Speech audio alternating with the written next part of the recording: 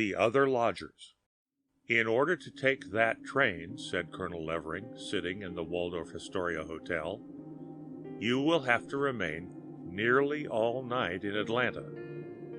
That is a fine city, but I advise you not to put up at the Breathitt House, one of the principal hotels. It is an old wooden building in urgent need of repairs. There are breaches in the wall you could throw a cat through.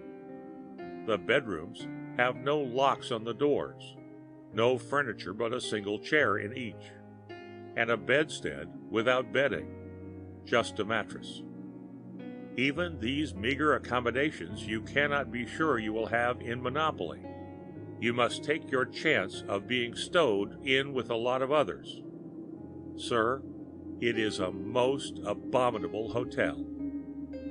The night that I passed in it was an uncomfortable night. I got in late and was shown my room on the ground floor by an apologetic night-clerk with a tallow candle, which he considerately left with me. I was worn out by 2 days and a night of hard railway travel, and had not entirely recovered from a gunshot wound in the head, received in an altercation. Rather than look for better quarters, I lay down on the mattress without removing my clothing and fell asleep. Along toward morning I awoke. The moon had risen and was shining in the uncurtained window, illuminating the room with a soft bluish light, which seemed, somehow, a bit spooky, though I dare say it is no uncommon quality. All moonlight is that way, if you will observe it. Imagine my surprise and indignation when I saw the floor occupied by at least a dozen other lodgers.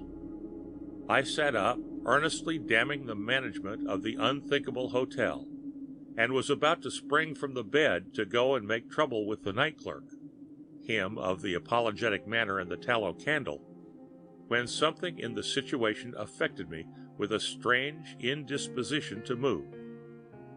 I suppose I was what a story writer might call frozen with terror, for these men were obviously all dead.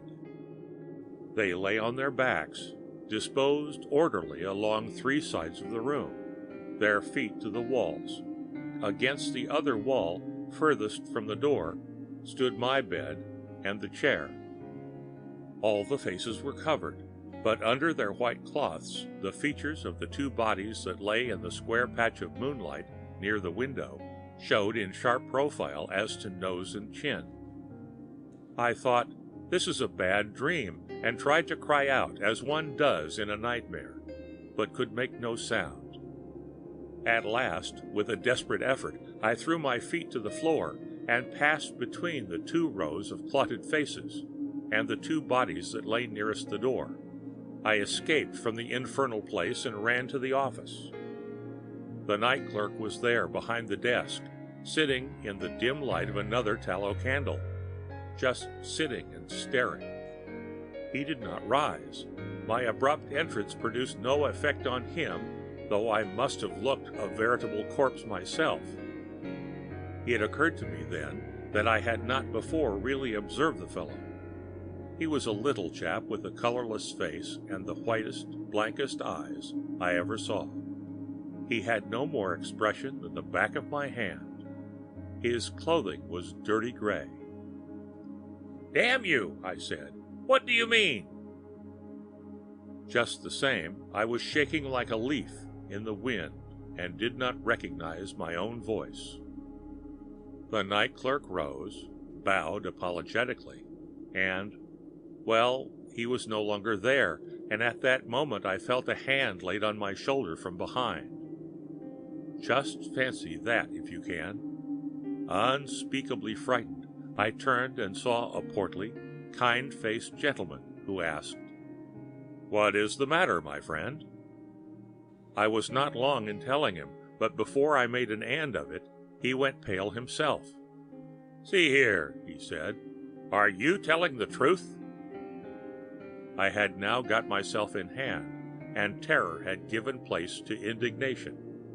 "If you dare to doubt it," I said, "I'll hammer the life out of you." No, he replied. Don't do that. Just sit down till I tell you. This is not a hotel. It used to be. Afterward, it was a hospital. Now it is unoccupied, awaiting a tenant. The room that you mentioned was the dead room. There are always plenty of dead. The fellow that you called the night-clerk used to be that, but later he booked the patients as they were brought in. I don't understand his being here. He's been dead a few weeks. And who are you? I blurted out. Oh, I look after the premises. I happened to be passing just now and seeing a light in here came to investigate.